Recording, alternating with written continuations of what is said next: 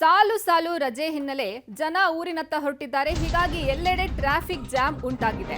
ಸಾಲು ಸಾಲು ರಜಾ ಇರೋದ್ರಿಂದ ಜನ ತಮ್ಮ ಊರುಗಳತ್ತ ಹೊರಟಿದ್ದಾರೆ. ಹೀಗಾಗಿ ಎಲ್ಲಾ ಕಡೆ ಟ್ರಾಫಿಕ್ ಜಾಮ್ ಆಗ್ತಾ ಇದೆ. ಸ್ಪೆಷಲಿ ತುಮಕೂರು ರಸ್ತೆಯ ಗೊರಗುಂಟೆಪಾಳ್ಯದಲ್ಲಿ ಟ್ರಾಫಿಕ್ ಜಾಮ್ ಆಗಿದೆ. ಗೊರಗುಂಟೆಪಾಳ್ಯ ಬಳಿ ನಿಧಾನಗತಿಯಲ್ಲಿ ವಾಹನಗಳು ಸಾಗ್ತಿವೆ. ಹೀಗಾಗಿ ಅಲ್ಲಿ ಸಂಚಾರ ದಟ್ಟಣೆ ಉಂಟಾಗಿದೆ. ಟ್ರಾಫಿಕ್ ಜಾಮ್ ಹಿನ್ನೆಲೆ ಪ್ರಯಾಣಿಕರು ಪರದಾಡುವಂತಹ ಸ್ಥಿತಿ ನಿರ್ಮಾಣ ಆಗಿದೆ. ಸಾಲು ಸಾಲು ರಜಾ ಇರೋದ್ರಿಂದ ಜನ ತಮ್ಮ ಊರುಗಳತ್ರ ಹೊರಟಿದ್ದಾರೆ. ಹೀಗಾಗಿ ಗೊರಗುಂಟೆಪಾಳ್ಯದಲ್ಲಿ ಟ್ರಾಫಿಕ್ ಜಾಮ್ ಉಂಟಾಗಿದೆ. ನೀವು ಸದ್ಯ ದೃಶ್ಯದಲ್ಲೂ ಸಹ ಗಮನಿಸ್ತಾ ಇದ್ದೀರಾ ಗೊರಗುಂಟೆಪಾಳ್ಯದ ಸದ್ಯದ ಚಿತ್ರಣ ಹೇಗಿದೆ ಅನ್ನೋದನ್ನ.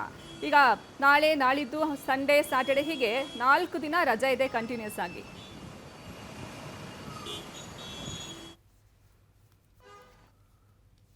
ಇದೇ ವಿಚಾರಕ್ಕೆ ಸಂಬಂಧಪಟ್ಟಂತೆ ಮತ್ತಷ್ಟು ಡೀಟೇಲ್ಸ್ ಅನ್ನು ಕೊಡ್ತಾರೆ ನಮ್ಮ ಪ್ರತಿನಿಧಿ ಮಾದೇಶ್ ಆನೇಕಲ್ ನೇರ ಸಂಪರ್ಕದಲ್ಲಿ ಜಾಯ್ನ್ ಆಗಿದ್ದಾರೆ. ಮಾದೇಶ್, ಪ್ರತಿ ಬಾರಿ ಹಬ್ಬ ಬಂದಾಗಲೂ ಕೂಡ ಸಿಲಿಕಾನ್ ಸಿಟಿ ಬೆಂಗಳೂರಿನಲ್ಲಿ ಈ ರೀತಿಯ ಟ್ರಾಫಿಕ್ ಸರ್ವೇ ಸಾಮಾನ್ಯವಾಗಿ ಹೋಗಿದೆ. ಈಗ ಸದ್ಯಕ್ಕೆ ಪರಿಸ್ಥಿತಿ ಹೇಗಿದೆ, ಜೊತೆಗೆ ಈ ಟ್ರಾಫಿಕ್ನಲ್ಲಿ ಸಿಲುಕೊಂಡಿರುವಂತಹ ಪ್ರಯಾಣಿಕರು ಏನು ಹೇಳ್ತಾ ಇದ್ದಾರೆ ಅಂತ? ಪ್ರೇಮ್ ಕುಮಾರ್, ಈಗ ಅಂದರೆ ಪ್ರತಿ ಬಾರಿ ಸಾಲು ಸಾಲು ರಜೆ ಬಂದಂಥ ಸಂದರ್ಭದಲ್ಲಿ ಬೆಂಗಳೂರಿನಲ್ಲಿ ಕಾಣಸಿಗುವಂಥ ಚಿತ್ರಣ ಇದು. ಈಗ ನಾನು ನೇರವಾಗಿ ದೃಶ್ಯಗಳನ್ನು ತೋರಿಸ್ಬಿಡ್ತೀನಿ. ನಾನೀಗ ಇರುವಂಥದ್ದು ಗೋವರ್ಧನ್ ಬಳಿ ಇದ್ದೇನೆ. ಗೋವರ್ಧನ್ ಬಳಿ ಯಾವ ಮಟ್ಟಕ್ಕೆ ಟ್ರಾಫಿಕ್ ಜಾಮ್ ಆಗಿದೆ ಅನ್ನುವಂಥದ್ದನ್ನು ಗಮನಿಸ್ಬೋದು.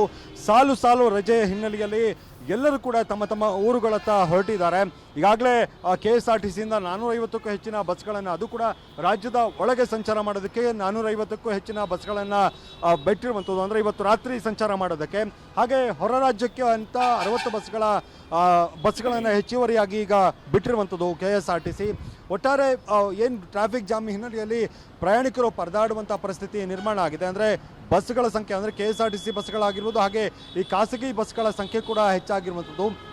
ಈಗಾಗಲೇ ಹಲವು ಬಸ್ಗಳ ಬುಕ್ಕಿಂಗ್ ಕೂಡ ಮುಗಿದಿರುವಂಥದ್ದು. ಜೊತೆಗೆ ಇವತ್ತು ಏನು ಅಂದರೆ ತಕ್ಷಣಕ್ಕೆ ಹೊರಡೋದಕ್ಕೆ ಪ್ಲ್ಯಾನ್ ಮಾಡಿರ್ತಾರೆ ಪ್ರಯಾಣಿಕರು, ಅವ್ರಿಗೂ ಕೂಡ ಅನುಕೂಲ ಆಗಲಿ ಅನ್ನುವಂಥ ನಿಟ್ಟಲ್ಲಿ ಇವತ್ತು ಕೂಡ ಹೆಚ್ಚಿಗೆ, ಅಂದರೆ 150ಕ್ಕೂ ಹೆಚ್ಚಿನ ಬಸ್ಗಳನ್ನು, ಅಂದರೆ ಬುಕ್ಕಿಂಗ್ ಇಲ್ಲದ ಬಸ್ಗಳನ್ನು ಕೂಡ ಇವತ್ತು ನಿಯೋಜನೆ ಮಾಡಿರುವಂಥದ್ದು. ಒಟ್ಟಾರೆ ಈಗಾಗಲೇ ಅಂದರೆ 11 ಗಂಟೆಯಿಂದ ಬಸ್ಗಳ ಸಂಚಾರ ಪ್ರಾರಂಭ ಆಗುತ್ತೆ ಅನ್ನುವಂಥ ಮಾಹಿತಿಯನ್ನು KSRTC ಅವರು ಕೊಟ್ಟಿದ್ರು. ಅಂದರೆ ಹೋಗ್ತಾ ಅಂದರೆ ಇದು ಮಧ್ಯರಾತ್ರಿಯ ನಂತರ ಮತ್ತಷ್ಟು ಟ್ರಾಫಿಕ್ ಜಾಮ್ ಆಗುವಂಥ ಸಾಧ್ಯತೆ ಇರುವಂಥದ್ದು. ಯಾಕಂದರೆ 11 ಗಂಟೆಯ ನಂತರ ಹೆಚ್ಚಾಗಿ ಬಸ್ಗಳ ಸಂಚಾರ ಅನ್ನುವಂಥ ಮಾಹಿತಿಯನ್ನು KSRTC ಅಂದರೆ ಅಧಿಕಾರಿಗಳು ನೀಡಿದ್ರು. ಅದರಿಂದಾಗಿ ಹೆಚ್ಚಿಗೆ ಟ್ರಾಫಿಕ್ ಜಾಮ್ ಆಗುವಂಥ ಸಾಧ್ಯತೆ ಇರುವಂಥದ್ದು. ಒಟ್ಟಾರೆ ಏನು ಈ ತುಮಕೂರು ರಸ್ತೆಯಲ್ಲಿ ಪ್ರಯಾಣ ಮಾಡ್ತಾರೆ ಪ್ರಯಾಣಿಕರು, ಅವೆಲ್ಲರಿಗೂ ಕೂಡ ಟ್ರಾಫಿಕ್ ಬಿಸಿ ತಟ್ಟುವಂಥದ್ದು ಗ್ಯಾರಂಟಿ. ಯಾಕಂದರೆ ಸ್ಲೋ ಮೂವಿಂಗ್ ಟ್ರಾಫಿಕ್ ಇದೆ. ಈಗ ನಾನು ಗೋವರ್ಧನ್ ಬಳಿ ಇದ್ದೇನೆ. ಇಲ್ಲಿಂದ ಇಸ್ಕಾನ್ವರೆಗೂ, ಅಂದರೆ ಇಸ್ಕಾನ್ನಿಂದ ಆ ಕಡೆವರೆಗೂ ಕೂಡ ಟ್ರಾಫಿಕ್ ಜಾಮ್ ಆಗಿದೆ. ಹಲವು ಆ್ಯಂಬುಲೆನ್ಸ್ಗಳು ಈ ಟ್ರಾಫಿಕ್ ಜಾಮ್ನಲ್ಲಿ ಸಿಲುಕೊಂಡಂಥ ಘಟನೆಗಳು ಕೂಡ ಆಯಿತು. ಯಾಕಂದರೆ ಸ್ಲೋ ಮೂವಿಂಗ್ ಟ್ರಾಫಿಕ್ ಹಿನ್ನೆಲೆಯಲ್ಲಿ ಆ್ಯಂಬುಲೆನ್ಸ್ ಕೂಡ ಸಾಗೋದಕ್ಕೆ ತುಂಬಾ ಕಷ್ಟ ಆಗ್ತಾ ಇತ್ತು. ಅಂದರೆ ಡಿಫ್ರೆನ್ಸನ್ನು ಗಮನಿಸ್ಬೋದು. ಇದು ಬೆಂಗಳೂರಿಗೆ ಹೋಗ್ತಾ ಇರುವಂಥ ರಸ್ತೆ, ಅಂದರೆ ಆ ರಸ್ತೆ ತುಂಬಾ ಖಾಲಿ ಆಗಿದೆ. ಇನ್ನು ಈ ರಸ್ತೆ ಅಂತೂ ತುಂಬಾ ಟ್ರಾಫಿಕ್ ಜಾಮ್ ಆಗಿರುವಂಥದ್ದು. ಅಂದರೆ ಬೆಂಗಳೂರಿನಿಂದ ಹೊರಡುವಂಥವ್ರು, ಅಂದರೆ ತಮ್ಮ ಊರುಗಳಿಗೆ ಹೊರಡುವಂಥವರ ಸಂಖ್ಯೆ ಯಾವ ಮಟ್ಟಕ್ಕಿದೆ ಅನ್ನುವಂಥದ್ದನ್ನು ಗಮನಿಸ್ತಾ ಹೋಗ್ಬೋದು ಪ್ರೇಮ್ ಕುಮಾರ್. ಇದು ಪ್ರತಿ ಬಾರಿ ಈ ರೀತಿಯಾಗಿ, ಅಂದರೆ ಸಾಲು ಸಾಲು ರಜೆ ಬಂದಂಥ ಸಂದರ್ಭದಲ್ಲಿ ಬೆಂಗಳೂರಿನಲ್ಲಿ ಕಾಣಸಿಗುವಂಥ ಚಿತ್ರಣಗಳಿದು. ಕೇವಲ ತುಮಕೂರು ರಸ್ತೆ ಮಾತ್ರ ಅಲ್ಲ, ಮೈಸೂರು ರಸ್ತೆಯಲ್ಲೂ ಕೂಡ ಸಿಕ್ಕಾಪಟ್ಟೆ ಟ್ರಾಫಿಕ್ ಜಾಮ್ ಆಗಿರುವಂಥದ್ದು. ಅಂದರೆ ಸ್ಯಾಟಲೈಟ್ ನಿಲ್ದಾಣದಲ್ಲಿ, ಹಾಗೆ ಮೆಜೆಸ್ಟಿಕ್ನಲ್ಲೂ ಕೂಡ ಸಾಕಷ್ಟು ಟ್ರಾಫಿಕ್ ಜಾಮ್ ಆಗಿದೆ. ಈಗಾಗಲೇ ಹೆಚ್ಚಿಗೆ ಬಸ್ಗಳ ನಿಯೋಜನೆ ಮಾಡಿದರೂ ಕೂಡ ಆ ಟ್ರಾಫಿಕ್ ಜಾಮ್ನಲ್ಲಿ ಮಧ್ಯರಾತ್ರಿವರೆಗೂ ಸಿಲುಕೊಳ್ಳುವಂಥ ಒಂದು ರೀತಿ ಅಂದರೆ ಸಿಲುಕೊಳ್ಳುವಂಥ ಸಾಧ್ಯತೆಗಳ ಹೆಚ್ಚಾಗಿರುವಂಥದ್ದು.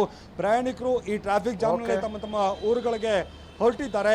ಗಮನಿಸ್ಬೋದು ಇದು ಯಾವ ಮಟ್ಟಕ್ಕೆ, ಅಂದರೆ ತುಂಬಾ ಸ್ಲೋ ಟ್ರಾಫಿಕ್ ಇದು ಕೇವಲ ಈ ಥರದ ಸಂದರ್ಭಗಳಲ್ಲಿ ಮಾತ್ರ ಕಾಣಸಿಗುವಂಥದ್ದು. ಅಂದರೆ ಬೇರೆ ಟೈಮಲ್ಲಿ ಟ್ರಾಫಿಕ್ ಇರುತ್ತೆ ಬೆಂಗಳೂರಿನಲ್ಲಿ, ಆದರೆ ಈ ಮಟ್ಟಕ್ಕೆ ಟ್ರಾಫಿಕ್ ಜಾಮ್ ಈ ಥರದ ಸಾಲು ಸಾಲೆ ರಜಾ ಸಂದರ್ಭದಲ್ಲಿ ಕಾಣಸಿಗುವಂಥದ್ದು. Prem Kumar. Okay, thank you Madesh Anekal ತಮ್ಮೆಲ್ಲ ಮಾಹಿತಿಗಾಗಿ.